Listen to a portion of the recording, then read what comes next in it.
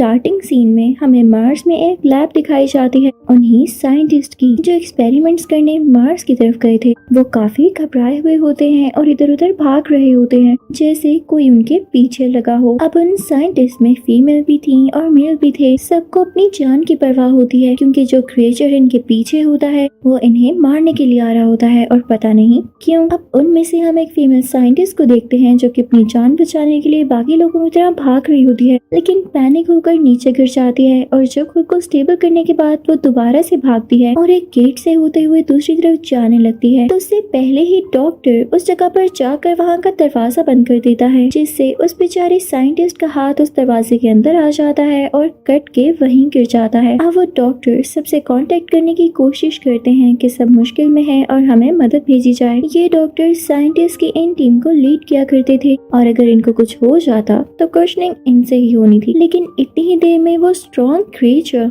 उस जगह का भी दरवाजा तोड़ देता है। यहीं पर स्क्रीन ब्लैक हो जाती। कुछ पता नहीं वो क्रिएचर डॉक्टर को मार चुका था या डॉक्टर अपनी जान बचाकर भाग गए। अब ये तो आगे जाकर ही पता चलेगा। अब हमें उसी जगह पर सार्ज बैठा हुआ दिखाया जाता है। दूसरी तरफ से उसे बताया जाता है कि कोड रेड है यानी खतरे का लेवल बहुत ज्यादा है और सार्ज से कहा जाता है कि वो अपनी टीम का ख्याल रखें। अब सार्ज जब बाहर जाता है तो देखता है कि उसकी टीम को कोई फर्क ही नहीं पड़ा होता। वो वहाँ पे फन कर रहे होते हैं तो सार्ज उन्हें डांटता है और बताता है कि मसला सीरियस है और तुम सबको भी सीरियस होना पड़ेगा। अब सार्ज उन सबसे कहता है कि रेडी हो, हमें अपने मिशन पर जाना है। तो वो सब उसको बुरा भला कहते हुए ऊपर चले जाते, लेकिन वहाँ पर एक आदमी ऐसा होता है जो कि सार्ज की बात मान लेता है और उसकी सार्ज से दोस्ती हो जाती है। अब वो सब अपने हेलीकॉप्टर में किसी जगह तक जाने लगते हैं। तो सार्ज जब उस आदमी से पूछता है कि तुम्हें कितने साल हो गए तुम अपनी फैमिली से नहीं मिले, तो वो कहता है कि पूरे 10 साल हो चुके हैं, मैंने अपनी बहन की शक्ल तक नहीं देखी। कुछ ही देर में ये लोग अपने हेलीकॉप्टर से होते हुए एक बिल्डिंग तक पहुंच जाते हैं और एक एलिवेटर को यूज करते हुए ऊपर तक आते हैं जहाँ पर इन्हें एक आदमी मिलता है। वो इन्हें किसी ऐसे रूम में लेकर आता है जहाँ पर कोई मशीन थी और वो इन्हें मार्स में उस जगह तक टेलीपोर्ट कर सकती थी जहाँ पर इनकी जरूरत है, ताकि ये लोग उस क्रिएचर को मार कर या उस पर रिसर्च कर अपना मिशन कंप्लीट कर सकें। अब ये लोग आहिस्ता आहिस्ता वहाँ पर टेलीपोर्ट होते जाते हैं। इनके इर्द गिर्द को इनविजिबल पाउच यानी कैप्सूल आता है और ये लोग उस जगह पहुँच जाते हैं। वहाँ पर पहुँचते ही इन्हें एक आदमी मिलता है जिसका आधा जिस्म कहीं और टेलीपोर्ट हुआ था और आधा यहीं पर था। अब वो आदमी इन्हें उस जगह के बारे में गाइड करने लगता है। अब सार्ज अपनी टीम से कहता है कि तुम सब अपने कैमरास रेडी रखना जो कि तुम्हारी गन्स के अंदर ही फिक्स हैं। वो लोग उसे चेक करते हैं और सार्ज एक आदमी से कहता है कि हम अंदर जा रहे हैं, तुम यहीं पर रुकोगे ताकि कोई भी अंदर ना आ सके और याद रहे अगर मेरी टीम से कोई बाहर भाग ना जाए तो उसे बाहर मत जाने देना। अब ये सब अंदर जाते ही इन्हें एक लड़की समंथा दिखती है जो अपनी कंट्री से यहाँ लैब का डाटा देखने आई होती है। अब सार्ज की जिस आदमी के साथ दोस्ती हुई थी उसका नाम जॉन होता है। वो सार्ज से पूछता है कि समंथा एक लड़की है, क्या ये भी हमारे साथ मिशन पे जाएगी? तो सार्ज कहता है कि हाँ, इसकी वहाँ पर बहुत जरूरत है और अब वो साथ मिलकर उस जगह पर जाने लगते जहाँ पर क्रिएचर ने अटैक किया होता है। अंदर जाते हुए जॉन से कोई आदमी पूछता है तुम्हें क्यों समंथा की इतनी फिक्र हो रही है और तुम उससे मिलकर इतने खुश क्यों हो रहे थे? तो जॉन उसे बताता है क्योंकि वो मेरी बहन है और जॉन इसीलिए खुश हो रहा था क्योंकि वो 10 साल बाद अपनी बहन को देख पा रहा था। अब ये सब लोग एक रूम में जाते हैं जहाँ सार्ज सबको उनकी ड्यूटीज असाइन करता है कि तुम लोगों ने क्या क्या करना है। सबको अच्छे से समझ आ जाता है, लेकिन इससे पहले इन्हें इस जगह को अच्छे से देखना था कि कहीं यहाँ पर किसी चीज का साइन तो बाकी नहीं बचा, जैसे कि उस क्रिएचर का कोई भी निशान या कोई डेटा। लेकिन वहाँ भी इन्हें काफी मुश्किल हो रही होती है क्योंकि काफी ज्यादा डार्क होता है। वो जगह बहुत सुनसान भी थी। अब ब्लॉन्ड हेयर आदमी अपनी टॉर्च ऑन करते हुए एक ऐसे रूम में पहुंच जाता है जहाँ पर बहुत सारे एनिमल्स कैद होते हैं और वो काफी चिल्ला रहे थे जैसे उन्हें डर लग रहा हो और वो यहाँ से आजाद होना चाहते हूँ यानी फ्री होना चाहते हूँ। और बाकी लोगों को भी वहाँ पर काफी क्रीपी चीजें मिलती हैं जैसे कुछ कपड़े जिन पर खून लगा हुआ हो।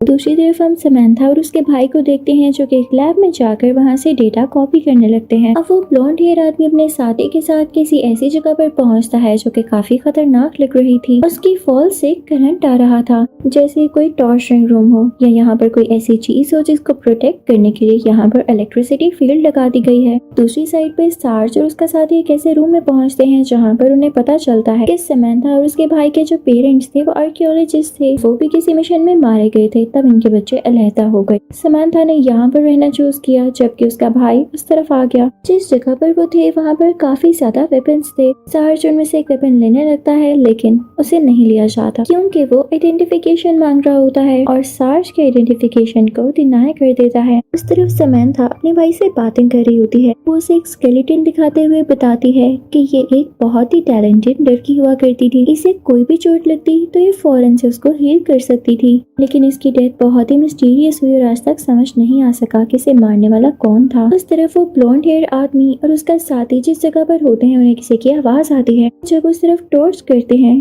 तो वो वही डॉक्टर होता है जो कि जख्मी हालत में उसी फीमेल साइंटिस्ट का हाथ पकड़ के बैठा होता है। वो काफी डरा हुआ होता है और उसके कपड़े खून से भरे हुए होते हैं। जब ब्लॉन्ड हेयर आदमी सबको खबर करता है तो वहाँ पर बाकी सब लोग भी आ जाते हैं, जिन्हें देख के डॉक्टर घबरा जाता है और पैनिक होकर अपना कान अपनी बॉडी से अलहदा कर देता है। समंथा आकर उन्हें बैंडेज करती है। जिस दौरान डॉक्टर समंथा को बताते हैं कि वो क्रिएचर बहुत डेंजरस है, तुम लोगों को उससे बचना होगा। दूसरी तरफ समंथा का भाई अपने साथी के साथ उसी रूम में जाता है जहाँ पर काफी सारे एनिमल्स थे, तो देखता है कि वहाँ पर पहले से ही कोई है और ये भी एक साइंटिस्ट था जो कि उन एनिमल्स को खा रहा था, उन्हें कच्चा ही चबा रहा था। तो ये उनको काफी क्रीपी लगता है, लेकिन साइंटिस्ट को देख के बहुत गुस्सा आता है कि उसे डिस्टर्ब क्यों किया गया। तो वो इनकी तरफ बढ़ता है ताकि इन पर भी अटैक कर सके, लेकिन इससे पहले ही ये दोनों से शूट करके वहीं पर गिरा डालते हैं। वो उड़कर दूसरी तरफ गिरता है। ये लोग उसके पास जाकर उसका नाम देखते हैं। तभी वहाँ पर समंथा के भाई को एक बहुत बड़ा क्रिएचर मूव करता हुआ दिखाई देता है और ये दोनों मिलकर उस पर रैंडमली शूट करने लगते हैं, लेकिन वो भाग जाता है। इस बात की खबर वो अपने बाकी टीममेट्स को भी देते हैं। उस तरफ समंथा जो डॉक्टर का ब्लड सैंपल ले रही होती है, उसे ब्लड देख के पता चल जाता है कि डॉक्टर की बॉडी के अंदर जरूर कोई न कोई चेंजेस आए हैं क्योंकि उनका ब्लड काफी अजीब होता है। समंथा का ध्यान जब अपने भाई की बात पर जाता है कि यहाँ पर कोई क्रिएचर है और जब वो वापस इस क्रिएचर पर देखती है तो वहाँ पर से डॉक्टर कहीं भाग गया होता है। उधर वो दोनों यानी समंथा का भाई और उसका टीम में उस तरफ जाते हैं जहाँ पर वो क्रिएचर गया था।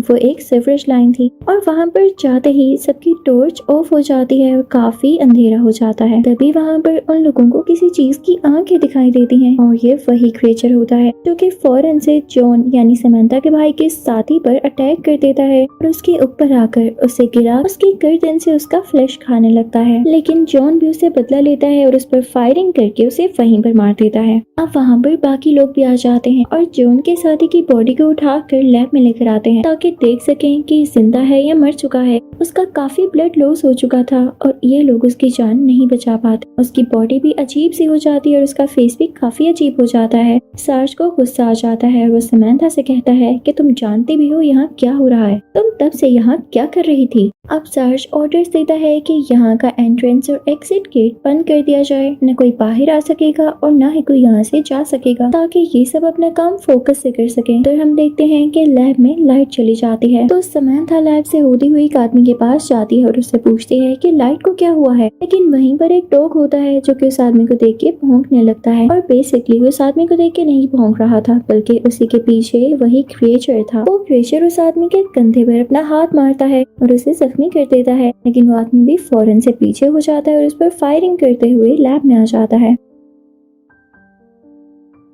वो क्रिएचर भी उसके पीछे पीछे आता है, लेकिन तभी वो ग्लास डोर बंद हो जाता है और क्रिएचर उसी में स्टक हो जाता है। अब हम सार्ज और जॉन यानी समंथा के भाई को एक ऐसी जगह पर देखते हैं जहाँ पर खुदाई हो रही होती है। तो समंथा का भाई सार्ज को बताता है कि क्योंकि मेरे पेरेंट्स आर्कियोलॉजिस्ट थे और वो भी यहाँ पर ही काम कर रहे थे, जब यहाँ से गिरकर उनकी डेथ हुई, मुझे सब कुछ याद है। उधर ही हम उस आदमी को देखते हैं जिसकी सार्ज ने एंट्रेंस गेट पर ड्यूटी लगाई थी। उस क्रिएचर ने उस आदमी का भी गला काट दिया होता है। उसका सर दूर जाके गिरता है और वो बेचारा बिला वजह ही मारा जाता है, यानी किसी रीजन के बगैर ही। ये चीज सार्ज भी देख लेता है और वो छुप कर उस क्रिएचर पर फायरिंग करने लगता है, लेकिन वो क्रिएचर काफी तेज होता है और वहाँ से भाग जाता है। अब सार्ज कहता है कि हमें और ध्यान से रहना होगा, मैं कुछ और वेपन्स लेकर आता हूँ, तब तक तुम लोग उस क्रिएचर का ध्यान रखना कि कहीं वो दोबारा किसी पर अटैक न कर दे। उधर लैब में हम समंथा को देखते हैं जो कि उस इंजर्ड आदमी की बॉडी पर कोई इंस्पेक्शन कर रही होती है कि ये मर कैसे गया। तभी वो आदमी जिंदा हो जाता जाता है। जो उनका वही साथी जिसे सेवरिज में क्रीचर ने मारा था, वो समंथा और उसके साथी से कहता है कि मुझे मार डालो क्योंकि मैं जानता हूँ मैं जल्द ही उस क्रीचर में बदल जाऊंगा।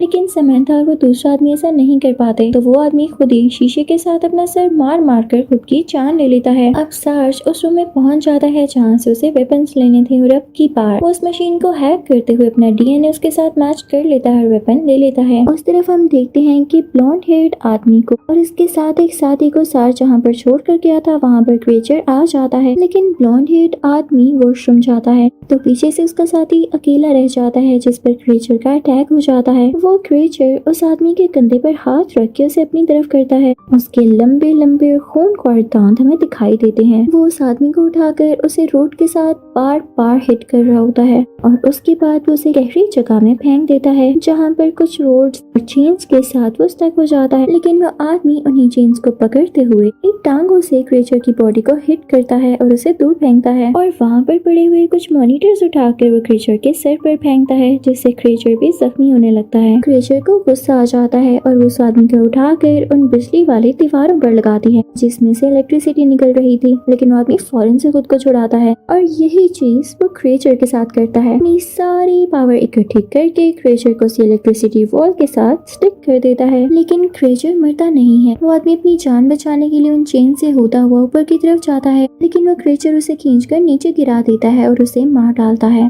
दूसरी तरफ हम उस ब्लॉन्ड हेयर्ड आदमी को भी देखते हैं जो अपनी टीम को मैसेज देता है कि हमारा साथी मिसिंग है और तभी वो क्रीचर उसके मुंह पर भी हाथ रखता है और उसे उठाकर नीचे फेंकता है। अब वहाँ पर सार्ज और उसकी टीम आ जाती है और सब लोग रैंडमली शूट करने लगते हैं जिससे वो क्रीचर मारा तो जाता है, लेकिन यहाँ पर इनके साथी भी मारे जा चुके थे। ये लोग इनको उठाते हुए अपने साथ लैब में लेकर आते हैं। वो सब बहुत दुखी होते हैं और जानते थे कि क्रीचर मर नहीं रहा बल्कि वो अपने वाउंड्स को हील कर रहा है और वापस जरूर आएगा। तो वो लोग डॉक्टर को देखते हैं जिसकी हालत काफी ज्यादा अजीब हो रही थी। उसे देखने में भी क्रॉस फील हो रहा था। सार्ज उसके मुंह में शूट कर देता है। अब सार्ज अपने साथियों को कहता है कि पता लगाओ यहाँ पर जितने भी साइंटिस्ट थे क्या वो मर चुके हैं, और अगर कोई नहीं मिलता तो मुझे उसके बारे में बताओ। वो सब चले जाते हैं और बताते हैं कि सब साइंटिस्ट मर चुके हैं सिवाय एक के जो कि अभी तक मिसिंग है। उधर सार्ज समंथा से पूछता है कि तुम यहाँ पर क्या करती आ रही हो, मैंने पहले भी तुमसे पूछा कि इन एक्सपेरिमेंट्स की नेचर क्या है। तो समंथा बताती है कि बहुत पहले हमने जिस आदमी पर एक्सपेरिमेंट किया था वो एक क्रिमिनल था और उससे सजाए मौत दी गई थी यानी डेथ सेंटेंस। तो हमने उसकी बॉडी में कुछ इंजेक्ट किया था जिसके बाद उसकी बॉडी स्वेल होने लगी थी। लेकिन जब वहाँ पर सार्ज को पता चलता है कि साइंटिस्ट अभी भी मिसिंग है तो जॉन को अपने साथ फौरन से वहाँ पर ले जाता है और समंथा की बात पूरी नहीं हो पाती। इन्हें ये भी पता चलता है कि क्रीचर ने एंट्रेंस गेट को तोड़ दिया है और वो अब अंदर आ चुका है। जहाँ पर इन लोगों ने सेफ जोन बना रखा था वो जगह भी सेफ नहीं थी। अब जॉन जब समंथा से मिलता है तो वो उसे बताती है ये क्रीचर को चूज करता है कि किसको इन्फेक्ट करना है और अब वो क्रीचर प्लैनेट अर्थ की तरफ टेलीपोर्ट हो चुका है। सार्ज सबको ऑर्डर देता है कि अगर तुम्हें कोई भी इंसान लगे कि वो इन्फेक्टेड है तो उसे फौरन से शूट कर देना और अब हमें फौरन से प्लैनेट अर्थ की तरफ जाना होगा। अब सार्ज और उसके साथ एक प्लैनेट अर्थ पर टेलीपोर्ट होकर वापस आ जाते हैं। ये लोग वहीं पर आते हैं जहाँ पर वो क्रीचर आया था और उसने लोगों को इन्फेक्टेड किया था। सार्ज बिना सोचे समझे वहाँ के लोगों के दिमाग पर उनके दिल पर शूट करने लगता है। तो समंथा का भाई यानी जॉन उससे कहता है कि आप ऐसे बिना देखे मत शूट करें, इनमें से कुछ ऐसे भी लोग हैं जो इन्फेक्टेड नहीं है। लेकिन सार्ज कहता है कि नहीं, अगर मैंने किसी एक पर भी रहम कर दिया यानी उसे ना मारा और वो बाद में इन्फेक्टेड निकला तो ये हमारे लिए ही डेंजर बन सकता है। अब एक आदमी जो कि सार्ज का ही टीम मेंबर होता है उसके पास आकर कहता है मुझे एक रूम में 20 लोग मिले हैं, उनका क्या करना है क्योंकि उनको शूट करना अच्छी बात नहीं। तो सार्ज बहुत गुस्से में आ जाता है और उसके हेड पर शूट कर देता है, ये कहते हुए कि जब मैंने तुम्हें कहा था कि जो भी दिखे उसे मार डालना और तुम लोग भी सुन लो, जिसने मेरी बात ना मानी मैं उसे इसी तरह से मार डालूंगा। इतनी ही देर में वो क्रीचर दोबारा से वहाँ पर आ जाता है और उनके एक टीममेट के मुंह के ऊपर हाथ रख के उसे हवा में उछालने लगता है और इधर उधर हिट करने लगता है जिससे उसकी हड्डियां टूट जाती हैं और वो भी वहीं पर दम तोड़ देता है। पता नहीं इस क्रीचर का क्या तरीका है,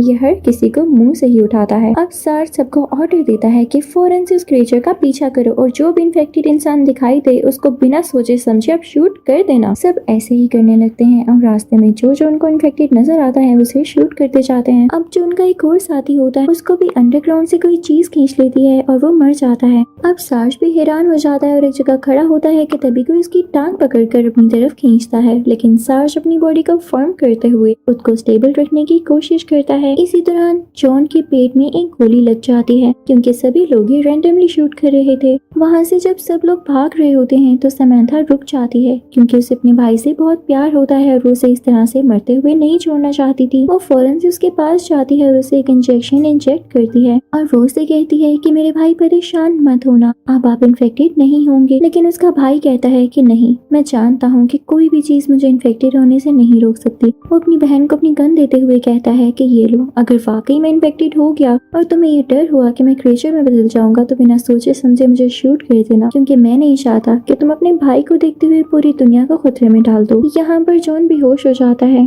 और नेक्स्ट सीन में जब उसकी आंख खुलती है तो वो खुद का फेस शीशे में देखता है। वो देखता है कि उसके सारे जख्म हील हो चुके हैं। अब यहाँ पर जॉन में और ज्यादा पावर आ जाती है और वो कहता है कि मेरी बहन ने मेरे लिए सेक्रीफाइस दिया, अब मैं भी इन क्रिएचर्स को ढूंढ ढूंढ कर मारूंगा। वो एक बड़ी सी गन लेता है और रास्ते में जो भी कोई इन्फेक्टेड इंसान उसे दिखाई देता है वो उसे बिना सोचे समझे शूट करता जाता है। थोड़ा आगे जाते ही उसे एक इन्फेक्टेड इंसान मिलता है जो कि उन्हीं का टीम मेंबर था और अब काफी ज्यादा अजीब हो चुका था। पास बड़ी मशीन से उसकी बॉडी को काटने लगता है और बाद में उस पर फायरिंग करके उसे पूरी तरह से खत्म कर देता है। जॉन जब थोड़ा आगे जाता है तो देखता है कि उसकी बहन जमीन पर बेहोश पड़ी हुई है। वो उसके पास जाकर उसे उठाने की कोशिश करता है, तभी वहाँ पर सार्ज आ जाता है और जॉन नोट करता है कि उसकी गर्दन पर बहुत बड़ा वाउंड यानी जख्म है। तो जॉन अपनी बहन को प्यार करते हुए कहता है कि तुम यहाँ से जाओ, मुझे बहुत जरूरी काम खत्म करना है। तो सार्ज उसकी तरफ अजीब तरीके से देखता है और पूछता है, अच्छा तो तुम अब मुझे भी खत्म करोगे? तो जॉन कहता है, बिल्कुल, ये आप ही का तो ऑर्डर था। तो सार्ज कहता है, हरगिज़ नहीं, और वो उसकी तरफ लेजर से शूट करने लगता है। तो जॉन वहाँ से भाग जाता है। सार्ज जॉन से कहता है कि मैं तुम्हें एक ही राउंड में खत्म कर दूंगा, लेकिन वैसा नहीं कर पाया था। अब वो दोनों छुप जाते हैं ताकि अपनी जान भी बचा सकें और एक दूसरे को छुपकर मार भी सकें। ये लोग काफी देर तक एक दूसरे को ढूंढते रहते हैं। तभी जॉन को फील होता है कि जैसे सार्ज वहीं पर भाग रहा है, उसने अपनी गन को रेडी ही रखा होता है। तभी अचानक से सार्ज जॉन के सामने आता है और उससे कहता है कि अगर तुम्हें इतनी ही हिम्मत है तो वेपन्स के बगैर लड़के दिखाओ। वो अपनी गन नीचे फेंक देता है और ये देखते हुए जॉन भी अपने वेपन्स को नीचे फेंक देता है और अब उन दोनों में लड़ाई होने लगती है। वो एक दूसरे को किक्स मारते हैं, पंचेस मारते हैं और सार्ज जॉन को उठाता है और घुमाकर एक ट्रैश कैन में फेंकता है। जॉन भी फौरन से उठता है और उसे दोबारा से पंचेस और किक्स मारने लगता है, लेकिन सार्ज उसे फिर से उठाकर दूर फेंकता है, जिससे ग्रिल तोड़ते हुए वो बेचारा दूर जाकर गिरता है। सार्ज फौरन से ऊपर जाता है और उसे पकड़ लेता है और उसे मारने ही वाला होता है कि तभी जॉन उसे पकड़ उसका सर उन ग्रिल्स में देकर उसका हाथ भी ऊपर कर लेता है और उसके सर को जोर से प्रेस करने लगता है, जिससे उसका सांस बंद होने लगता है और उसे ग्रिल्स चुभने लगती हैं। लेकिन सार्ज अपनी पावर को इकट्ठा करते हुए खुद को छुड़ाता है तो जॉन फिर से दूर जाके गिरता है। सार्ज इतना ज्यादा पावरफुल होता है कि वो वहाँ से एक रोड को तोड़ता है और उसे अपने पूरे हाथ पर लिपेटने लगता है कि उसका हाथ पूरा का पूरा स्टील का ही बन जाता है। वो आते ही जॉन के मुंह पर पंच करता है और उसे उठा उठाकर दूर फेंकने लगता है। जॉन आकर उसे कमर से पकड़ लेता है, लेकिन सार्ज उसे पीछे से काफी पंचेस मारता है और अब की बार जॉन उसे टांग से उठाकर घुमाता है, दूर फेंकता है और उसके हाथ से वो रोड उतारने की कोशिश करता है, लेकिन सार्ज उसे पीछे लगाकर काफी जोर से प्रेस करता है और इसी दौरान जॉन के हाथ में वो रोड चली जाती है। सार्ज उसे और जोर से प्रेस करता है ताकि वो रोड उसके मुंह के अंदर भी चली जाए, लेकिन जॉन उसे रेजिस्ट करता है। और पता है क्या, सार्ज इतना ज्यादा स्ट्रॉन्ग क्यों हो रहा था? क्योंकि अब उसके प्यूपिल्स यानी आंखों में भी चेंजेस आने लगते हैं। उसके दांत भी उसे क्रेचर जैसे हो जाते हैं, उसकी आवाज भी, वो अब क्रेचर बनता जा रहा था और जॉन के लिए अब उसको मारना काफी जरूरी हो चुका था। जॉन उस रोड को मोड़ते हुए उसका सर पे टक्कर मारकर उसे पीछे करता है और पास ही एक मशीन होती है जिसको यूज करते हुए वो एक कैप्सूल जनरेट करता है और सार्ज को उसमें पुश कर देता है। वो कैप्सूल में से होते हुए कहीं और टेलीपोर्ट हो जाता है और यहाँ पे जॉन सक्सेसफुल हो जाता है। और साथ ही जॉन एक बहुत इंटरेस्टिंग काम करता है, वो एक बॉम्ब उठाकर उसे कैप्सूल यानी पोर्टल के अंदर फेंक देता है, जिससे वो बॉम्ब वहाँ जाकर ब्लास्ट होता है जहाँ पर सार्ज गिरा हुआ था और यहाँ पर सार्ज दी एंड। अब लास्ट सीन में हम जॉन को देखते हैं जो अपनी बेहोश बहन समंथा को गोद में उठाए हुए इस बिल्डिंग से बाहर आ जाता है और इसी के साथ इस मूवी का यहीं पर एंड होता है।